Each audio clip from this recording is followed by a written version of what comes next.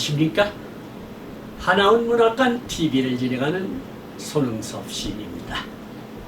시청자와 문인 여러분, 오늘도 함께해 주셔서 감사합니다. 여러분, 제가 제공하는 방송을 보시고 조금이라도 도움이 되셨으면 좋겠습니다.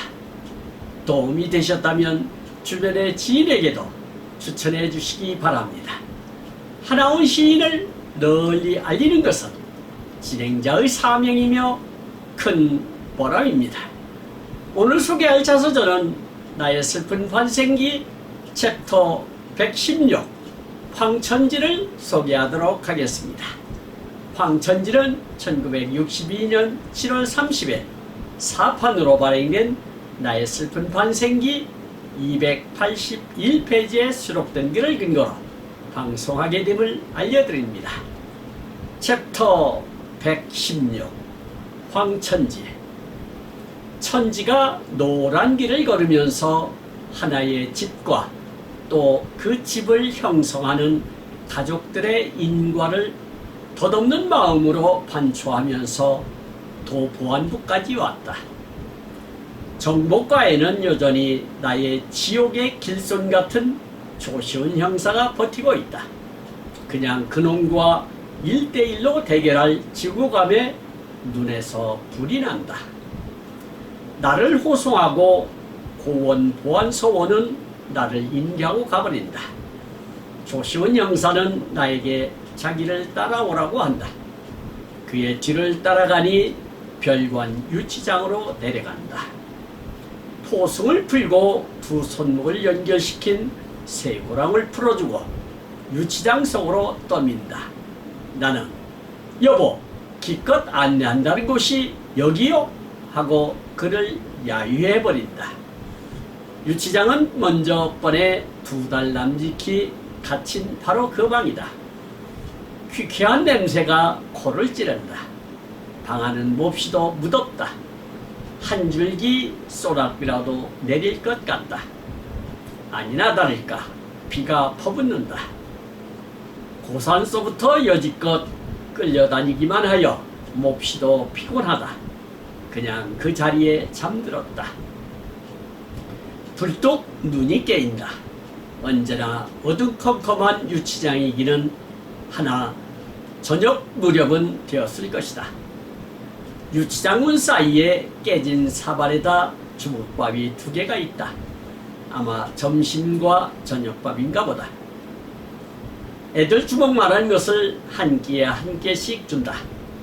부식이라는 것이 무외김치 2쪽이다. 밥은 보리밥이다.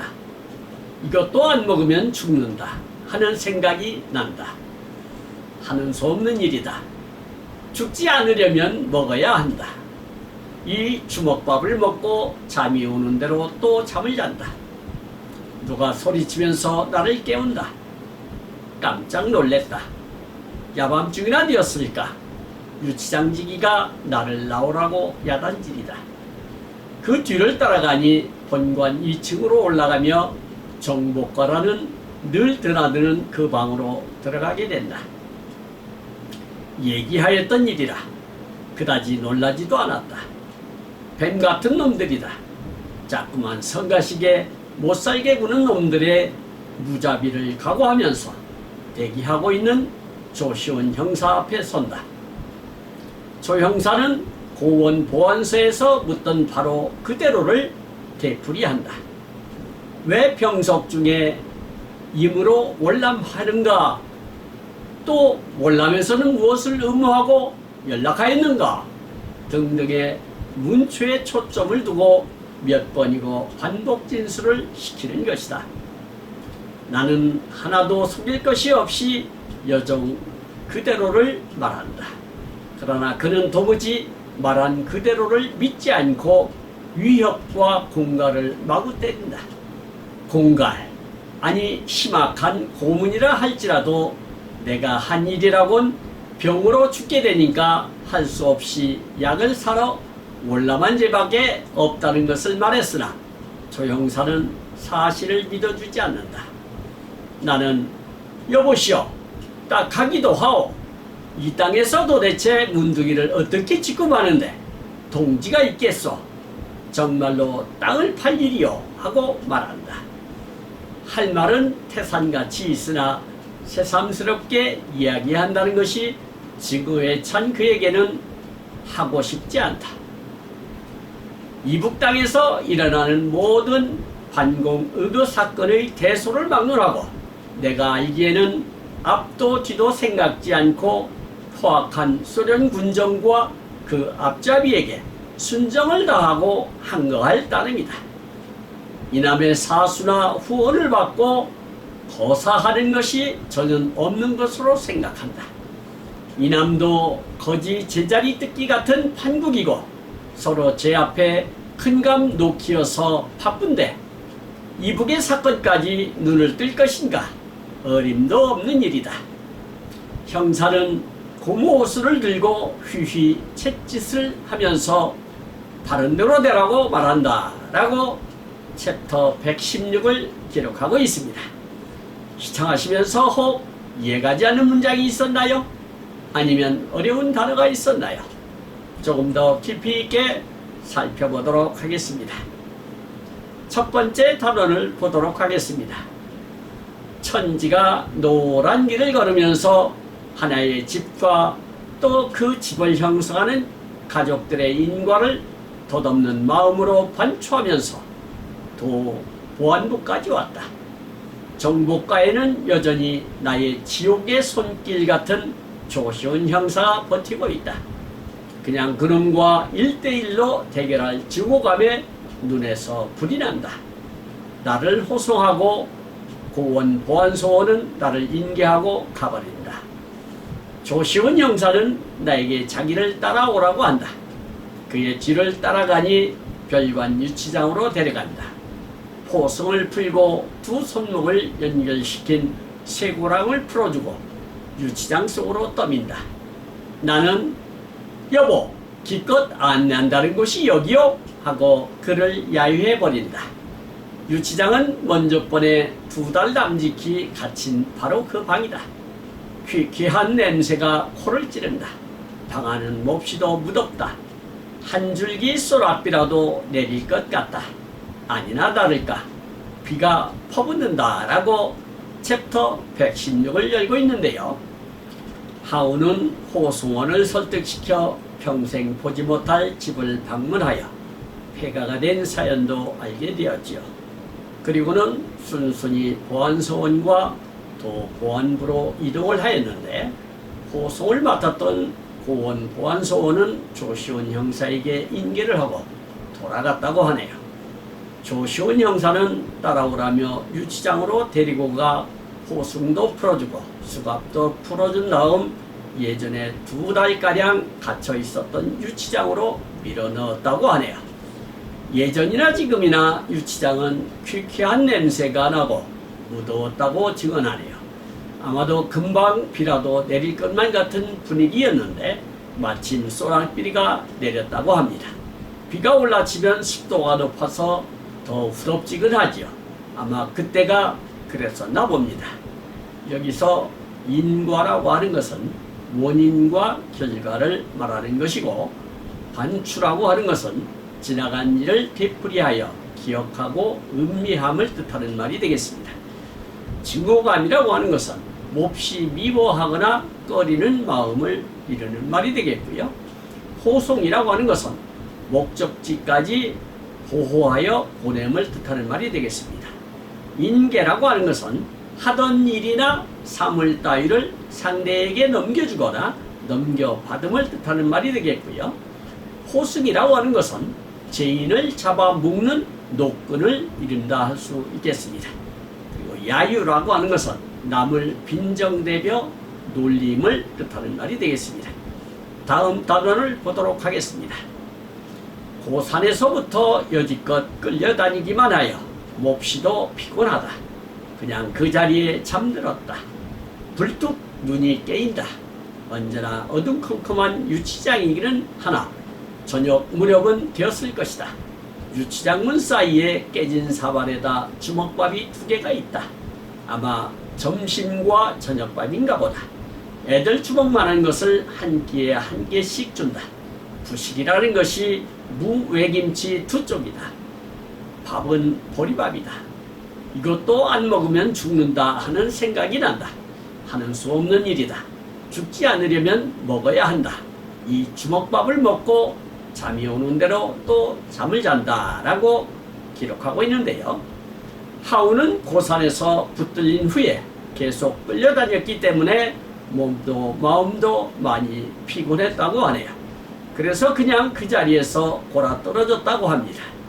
저녁 무렵 깨어나 보니 깨진 그릇에 아기 주먹만한 주먹밥이 2개 있는데 점심과 저녁에 먹으라고 가져다 준 것이 아닐까 생각됩니다. 반찬이라고는 무외김치라고 하는 것으로 보아 단무지가 아닌가 싶네요. 이마저 먹지 않으면 죽을 것 같아서 먹고 나서 다시 그 자리에서 잠을 잤다고 합니다. 이것은 사람이 아니라 짐승에게나 가능한 처우가 아닐까 싶네요. 하긴 그 시절에 무슨 인권이 있고 인정머리가 있겠습니까? 그 후로 지금까지도 자유라고는 인정되지 않는 공산사회인데 말입니다. 여기서 불뚝이라고 하는 것은 갑자기 불룩하게 솟는 모양을 나타내는 말이 되겠습니다. 사발이라고 하는 것은 사기로 만든 국그릇이나 밥그릇을 이른다 할 수 있겠고요. 주먹밥이라고 하는 것은 밥을 뭉쳐놓은 형태의 음식을 총칭하는 말인데 말 그대로 주먹처럼 쥔 밥이라고 해서 붙은 이름이다 하겠습니다. 북한 문화어로는 쥐기밥이라고 부른다고 합니다. 부식이라고 하는 것은 주식에 곁들여 먹는 음식이나 반찬을 뜻한다 할 수 있겠고요. 무외김치라고 하는 것은 사전에 없는 단어로 무로 만든 일본 김치라 하니 단무지가 아닐까 유추해 봅니다. 다음 단어를 보도록 하겠습니다. 누가 소리치면서 나를 깨운다. 깜짝 놀랬다. 야밤중이나 되었을까 유치장지기가 나를 나오라고 야단질이다. 그 뒤를 따라가니 본관 2층으로 올라가며 정복과라는 늘 드나드는 그 방으로 들어가게 된다. 얘기하였던 일이라 그다지 놀라지도 않았다. 뱀같은 놈들이다. 자꾸만 성가시게 못살게 구는 놈들의 무자비를 각오하면서 대기하고 있는 조시원 형사 앞에 선다. 조 형사는 고원 보안소에서 묻던 바로 그대로를 되풀이한다. 왜 병석 중에 임으로 월남하는가? 또 월남에서는 무엇을 음모하고 연락하였는가? 등등의 문초의 초점을 두고 몇 번이고 반복 진술을 시키는 것이다 라고 기술하고 있는데요. 야밤에 하운을 깨우는 소리에 일어나 유치장직의 안내로 따라간 곳은 여러 번 드나들었던 정복과인데 조시훈 형사가 기다리고 있다고 하네요. 조시훈 형사는 고장난 레코드판처럼 계속적이고 반복적으로 고원 보안소에서 캐물었던 것들을 또다시 물었다고 하네요. 보석 중에 허가도 없이 몰라봐야 무슨 음모를 꾸몄으며 연락을 하였는가 말입니다. 수사관들의 신문 기법이 똑같은 것을 반복적으로 진술토록 하는 것이 상례라고 하죠. 사실이 아닐 경우 서로 상반된 진술이 튀어나올 수 있기 때문이죠. 그러면 그 틈을 비집고 들어 진실을 캐는 수법이라고 하죠. 그 수사법은 예나 지금이나 계속 전수되고 있나 봅니다. 여기서 야밤중이라고 하는 것은 깊은 밤중에 라는 뜻이 되겠고요. 야단질이라고 하는 것은 떠들썩하게 일을 벌이거나 매우 부산하게 법석거림을 천박하게 표현함을 뜻한다 할 수 있겠습니다. 무잡이라고 하는 것은 냉혹하고 모질은 이런 뜻이 되겠고요. 각오라고 하는 것은 앞으로 해야 할 일이나 당할 어려움 따위에 대하여 마음의 준비를 단단히 함을 뜻하는 말이 되겠습니다. 음모라고 하는 것은 남모르게 나쁜 일을 꾸밈을 이르는 말이 되겠고요. 문초라고 하는 것은 죄인을 신문함을 뜻하는 말이 되겠습니다. 초점이라고 하는 것은 사람들의 관심과 흥미를 집중시키는 사물의 가장 중요한 점을 이르는 말이 되겠습니다. 진술이라고 하는 것은 형사소송에서 당사자, 증인, 감정인 등이 심증 형성에 영향을 미치는 사실을 보고하거나 통지하는 일을 뜻한다 할 수 있겠습니다. 다음 단원을 보도록 하겠습니다. 나는 하나도 속일 것이 없이 여정 그대로를 말한다. 그러나 그는 도무지 말한 그대로를 믿지 않고 위협과 공갈을 마구 때린다. 공갈, 아니 심각한 고문이라 할지라도 내가 한 일이라곤 병으로 죽게 되니까 할 수 없이 약을 사러 올라만 죄밖에 없다는 것을 말했으나 조 형사는 사실을 믿어주지 않는다. 나는 여보시오, 딱 하기도 하오. 이 땅에서 도대체 문득이를 어떻게 취급하는데 동지가 있겠소. 정말로 땅을 팔 일이요 하고 말한다. 할 말은 태산같이 있으나 새삼스럽게 이야기한다는 것이 증오에 찬 그에게는 하고 싶지 않다라고 서술하고 있는데요. 아무리 반복적으로 진술을 강요하더라도 하운으로서는 진술한 여정 그대로를 진술하고 있으나 조시훈 형사는 믿으려 하지 않고 계속 위협과 공갈을 가하면서 똑바로 되라고 다그쳤나 봅니다. 조시훈 형사 입장에서는 그럴 만한 이유도 있을 법합니다. 왜냐하면 하운의 동생이 무기를 구입하고 동지를 규합하여 김일성 타도를 깨했기 때문이지요. 그로 인하여 하운도 월남하기 전 이곳에서 2달 남짓 유치장에 수감되었다가 병보석으로 풀려났기 때문이지요. 충분히 오해의 소지는 있어 보이지만 막무가내로 심증을 그쪽으로 붙이고 몰아붙이니 하운으로서도 환장할 일이죠. 그래서 하운은 대꾸의 가치도 없다 싶었는지 입을 닫지 않았을까 싶네요. 여기서 여정이라고 하는 것은 여행 중에 거쳐가는 길이나 여행의 과정을 뜻한다 할 수 있겠고요. 위협이라고 하는 것은 힘으로 으르고 협박함을 이르는 말이 되겠습니다. 공갈이라고 하는 것은 공포를 느끼도록 윽박지르고 을러댐을 뜻하는 말이 되겠고요. 심악한 했는데 몹시 나쁘다 그런 뜻이 되겠습니다. 그리고 고문이라고 하는 것은 어떤 사람이 숨기고 있는 것을 강제로 알아내기 위하여 육체적, 정신적 고통을 주며 신문함을 뜻하는 말이 되겠습니다. 취급이라고 하는 것은 사람이나 사물을 다른 어떤 실체나 그와 유사한 것으로 여기는 일을 뜻한다 할 수 있겠습니다. 동지라고 하는 것은 목적이나 뜻을 같이하여 의지가 투철한 사람을 뜻하는 말이 되겠고요. 태산이라고 하는 것은 크고 많음을 비유적으로 이르는 말이 되겠습니다. 마지막 단어를 보도록 하겠습니다.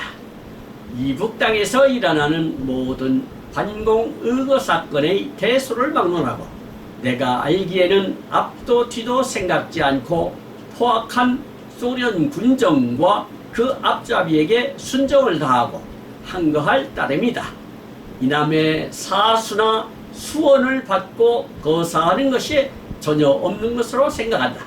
이남도 거지 제자리 뜯기 같은 판국이고 서로 제 앞에 큰 감 놓기여서 바쁜데 이북의 사건까지 눈을 뜰 것인가 어림도 없는 일이다.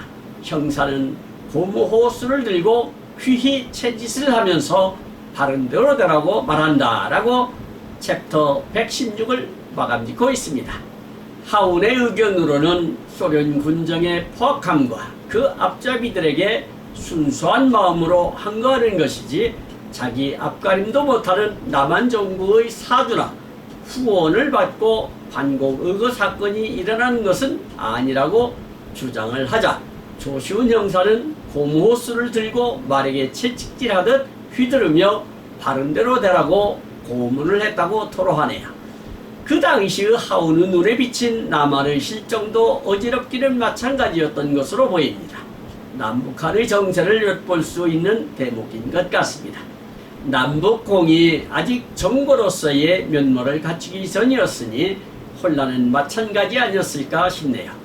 하운으로서는 그런 상황에서 무슨 남한과의 음모며 연락이 있을 거라고 닥달을 하는 것인지 답답할 뿐이겠죠.